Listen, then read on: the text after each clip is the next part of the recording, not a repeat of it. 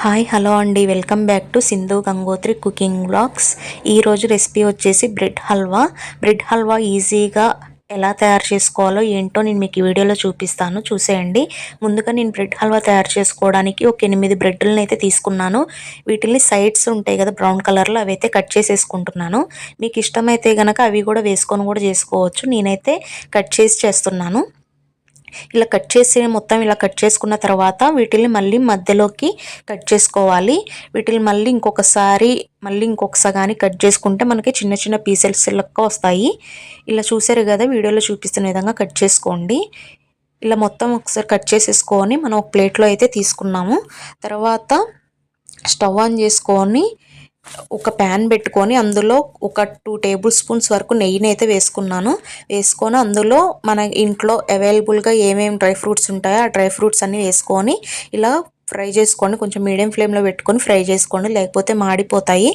ఇలా మీడియం ఫ్లేమ్లో పెట్టుకొని మనకి బ్రౌనిష్ కలర్ వచ్చేటట్టుగా కొంచెం దూరగా ఫ్రై అయ్యేటట్టుగా, మాడిపోకుండా ఇలా ఫ్రై చేసుకొని మనం వీటిని ఒక గిన్నెలోకి అయితే తీసేసుకోవాలి. మళ్ళీ అదే కళాయిలోకి మనం వేరే గిన్నె మార్చక్కర్లేదండి, ప్యాన్ ఏం మార్చక్కర్లేదు. అదే ప్యాన్లో నేను మీకు ఇష్టమైతే గనక నెయ్యితోనైనా కాల్చుకోవచ్చు, లేకపోతే ఆయిల్తోనైనా కాల్చుకోవచ్చు. నేను ఆయిల్తోనైతే కాల్చానండి. అంత నెయ్యి అంటే ఎగుతొస్తుంది తినలేమని చెప్పేసి నేను కొంచెం అంతా ఒక 2 టేబుల్ స్పూన్స్ ఆయిల్ వేసేసి మనం ఇందాక కట్ చేసి పెట్టుకున్నాం కదా ఆ బ్రెడ్ ముక్కలను అయితే వేసేసుకొని కాల్చుకోవాలి. మనం మరీ హై ఫ్లేమ్లో పెట్టమాకండి, మాడిపోతాయి. బ్రెడ్ ముక్కలు కాబట్టి ఈజీగా ఎమ్మటే మాడిపోతాయి. ఇలా స్లోగా మీడియం ఫ్లేమ్లో పెట్టుకొని ఇలా స్లోగా టర్న్ చేసుకోవాలి. ఒక 1 మినిట్ తర్వాత మనం ఇలా టర్న్ చేసుకుంటే మనకి ఇలా బ్రౌనిష్ కలర్లో అయితే వస్తాయి. ఇలా 2 సైడ్స్ కూడా ఇలాగే కాల్చుకోవాలి. నేను ఒకవైపు కాల్చుకొని మళ్ళీ రెండో వైపు కూడా కాల్చేసుకుంటున్నాను. ఇలా చూసారు కదా, ఈ విధంగా కాల్చుకున్న తర్వాత వీటిని ఒక ప్లేట్లోకి అయితే తీసేసుకుంటున్నాను. మాడిపోకుండా ఇలా మనకి బ్రౌనిష్ కలర్ వచ్చే విధంగా కాల్చుకోవాలి. మనకి ఆయిల్ మొత్తం మనకి బ్రెడ్ పీల్చేసుకుంది. మళ్ళీ ఇంకొక టేబుల్ స్పూన్ కానీ 2 టేబుల్ స్పూన్స్ కానీ ఆయిల్ వేసుకొని మళ్ళీ ఇంకా బ్రెడ్స్ ఉంటే కనుక మిగిలిన వాటిని కూడా అలాగే ఫ్రై చేసుకోండి. మనం హై ఫ్లేమ్లో పెడితే కనుక మనకి మాడిపోయే అవకాశం ఉంటుంది. చూసారు కదా, నాకైతే ఆల్రెడీ కొన్ని మాడిపోయాయి. మీకు చూపిస్తాను చూడండి. చూసారు కదా, కొన్ని అయితే బ్లాక్ కలర్లో వచ్చేసాయి. మీరు చూసుకొని జాగ్రత్తగా కాల్చుకోవాలి. ఇలా అయిపోయిన తర్వాత మళ్ళీ మనం అదే ప్యాన్లో ఇవి కూడా తీసేసి ఒక ప్లేట్లో పెట్టేసుకున్న తర్వాత మళ్ళీ అదే ప్యాన్లో నేను ఒక హాఫ్ కప్పు వరకు అయితే నాకు 8 బ్రెడ్ ముక్కలకి 8 బ్రెడ్స్కి నాకు ఒక హాఫ్ కప్పు పంచదార అయితే కరెక్ట్గా సరిపోయిందండి. ఒక హాఫ్ కప్పు పంచదార అయితే వేసుకొని అందులో కొంచెం అంతా వాటర్ పోసుకొని కొంచెం అవి బాయిల్ అయ్యేదాకా మనకి మరీ తీగ పాకం ఏమి రావక్కర్లేదు. కొంచెం లైట్గా మనకి స్టిక్కీగా ఉంటే సరిపోద్ది పాకం. ఇలా కొంచెం లైట్గా అతుక్కునేటట్టుగా ఉంటే సరిపోద్ది, మరీ తీగ పాకం ఏమి రావాల్సిన అవసరం లేదు. ఇలా వచ్చిన తర్వాత మనం ఫ్రై చేసి పెట్టుకున్న బ్రెడ్ ముక్కలను అయితే అందులో వేసేసుకోవాలి పాకంలో.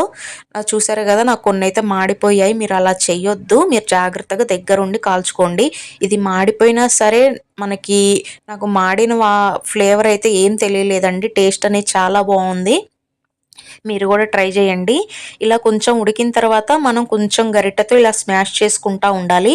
మీరు మెత్తగా కాకుండా మనకి పీసెస్గా ఉండాలనుకుంటే కనుక మీరు అలాగే ఉంచేసుకొని తయారు చేసుకోవచ్చు.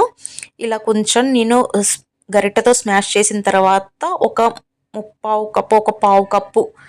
కప్పు మిల్క్ని అయితే కాచి చల్లార్చుకున్న పాలని నేను మీగడతో సహా వేసుకున్నాను. మనం మీగడతో సహా వేసుకోవడం వలన టేస్ట్ అనేది చాలా బాగుంటుంది. ఇదే టైంలో మీరు కొంచెం కోవా ఉంటే కనుక కోవా కూడా వేసుకుంటే టేస్ట్ అనేది చాలా బాగుంటుందండి. ఒకసారి ట్రై చేయండి. నేనైతే ఉత్త పాలతోనే చేశాను. పాల మీద మీగడ వేసుకొని చేసుకున్నాను. ఇలా చేసుకొని మొత్తం పాలన్నీ ఇనిగిపోయి మొత్తం మనకి ఇలా మొత్తం అయ్యేటట్టుగా చూసుకొని మనం డ్రై ఫ్రూట్స్ ఫ్రై చేసి పెట్టుకున్నాం కదా, ఆ డ్రై ఫ్రూట్స్ని కూడా వేసేసుకొని మొత్తం ఒకసారి కలిపేసుకోవాలి. మనకి మొత్తం దగ్గర పడేటట్టుగా, మరీ గట్టిగా కాకుండా మరీ పల్చగా కాకుండా కొంచెం మీడియం కన్సిస్టెన్సీలో మరి ఇలా సాఫ్ట్గా ఇలా ఉంటే కనుక మనకి టెక్స్చర్ అనేది ఇలా సాఫ్ట్గా ఉంటే నోట్లో వేసుకుంటే కరిగిపోయేటట్టు ఉంటుందండి. టేస్ట్ అనేది చాలా బాగుంది, చాలా బాగా వచ్చింది. మనకి మాడిపోయినా సరే మాడిన వాసన అనేది తెలియకుండా ఫ్లేవరు టేస్ట్ అనేది చాలా బాగుంది. ఒకసారి మీరు కూడా ట్రై చేసి ఎలా వచ్చింది ఏంటనేది కామెంట్ సెక్షన్లో కామెంట్ చేయండి. ఇంతేనండి, ఈజీగా అప్పటికప్పుడు అప్పటికప్పుడు మనకు స్వీట్ తినాలనిపిస్తే గనక బ్రెడ్ ఉంటే గనక ఇంట్లో ఇలా స్వీట్ తయారు చేసుకోండి. టేస్ట్ అనేది చాలా బాగుంటుంది. Thank you.